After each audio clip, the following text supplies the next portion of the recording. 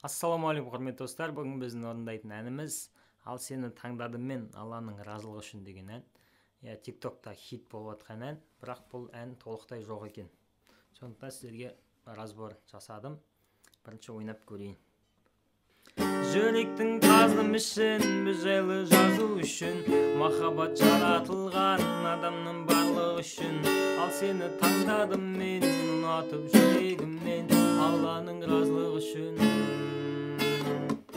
Жүректің тазым үшін, ұнатып жүрегіммен, махаббат жаратылған адамның барлығы үшін.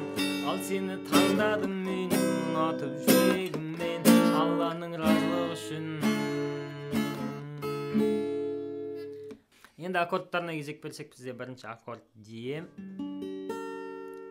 Одан кейін бізде G болды.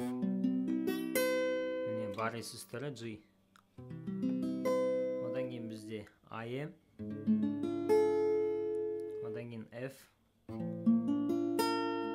F міне бар есіс, міне бұлай істеуғат. Одан кейін E. Ал қағысына келсек, бізде қағысы бұлай. Астыға, пауза, үстіге, заглушка, үстіге, астыға, үстіге.